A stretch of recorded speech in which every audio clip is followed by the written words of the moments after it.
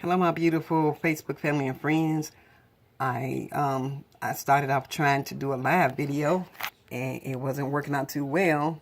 So I'm doing a regular video, and I'm gonna try to make this as brief as possible, so that I can try to just touch bases with you on some of the issues that's going on with us.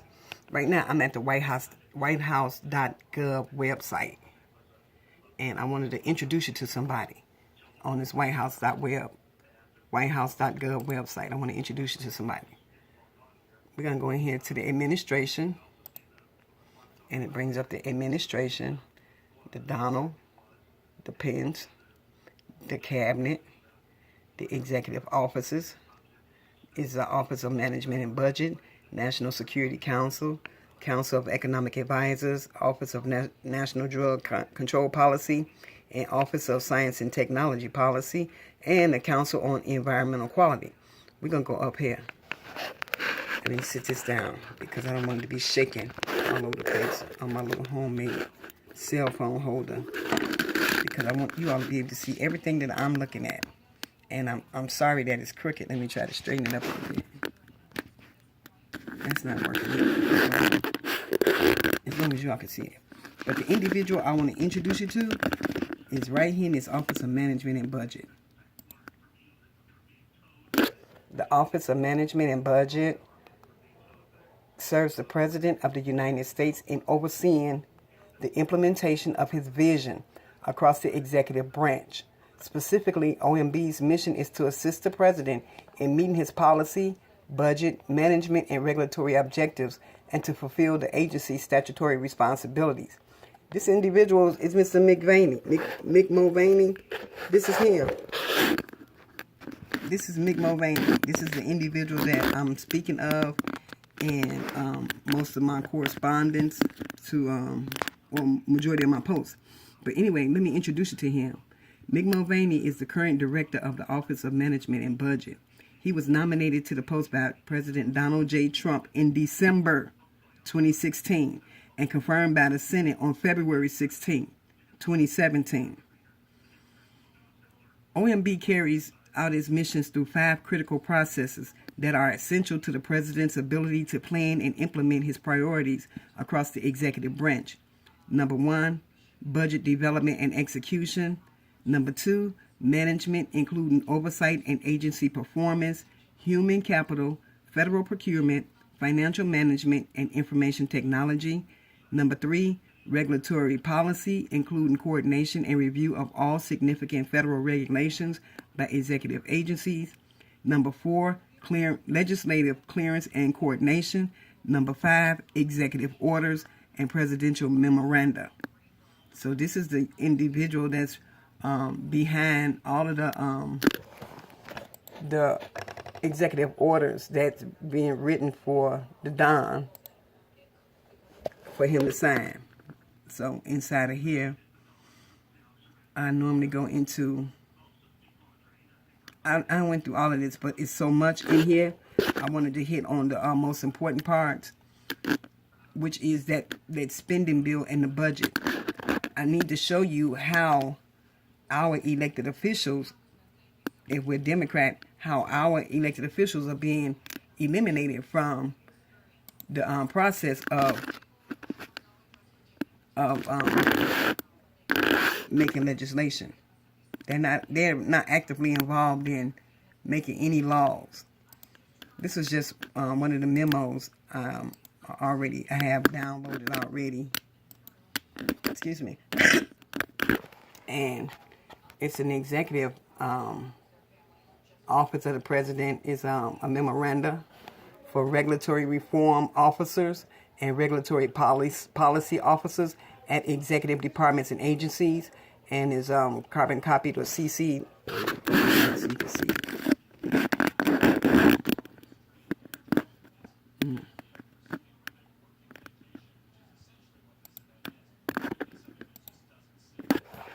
Okay. Can you all see that? I hope you all can see that. Let me try to find something to prop this up on so I won't be shaking all over the place again. Okay.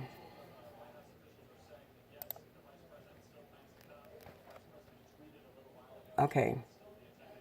This right here is a memorandum from Dominic Mancini, and he's from the Office of Information and Regulatory Affairs.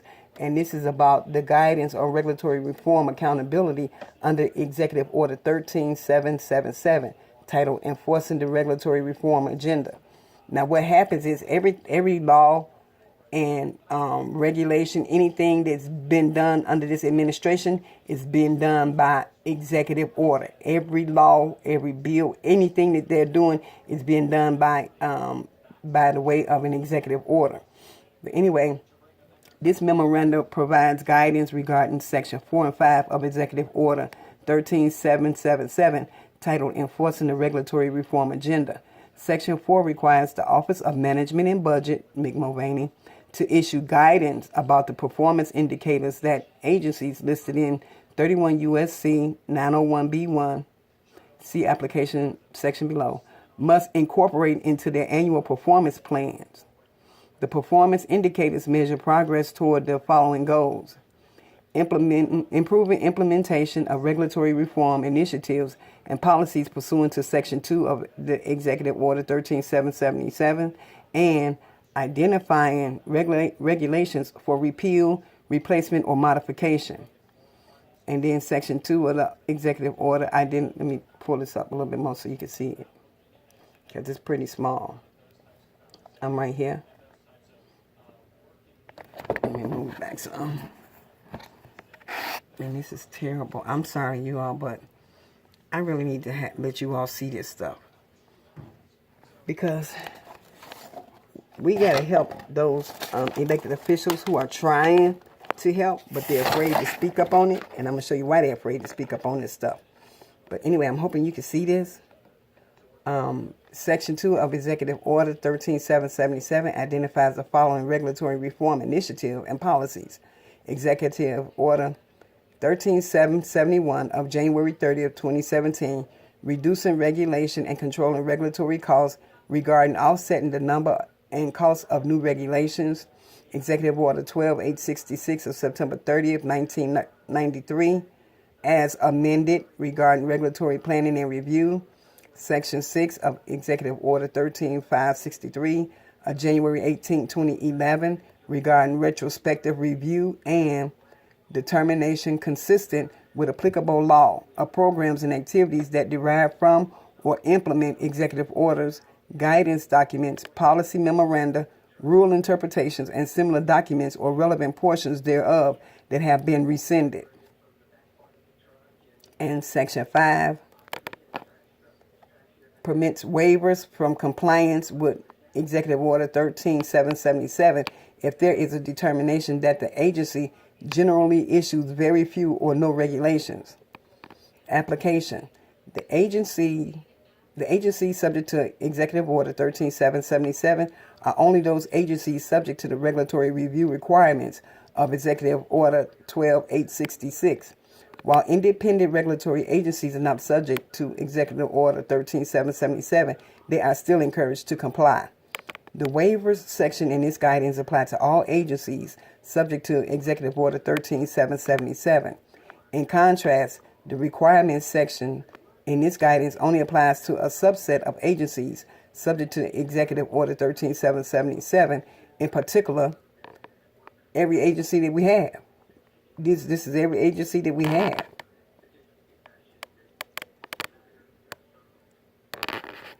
Nevertheless, agencies subject to Executive Order 13777 that are not included in the above list are strongly encouraged to comply with the requirements section of this guidance and must still comply with all sections of that executive order, with the exception of Section 4. I'm sorry.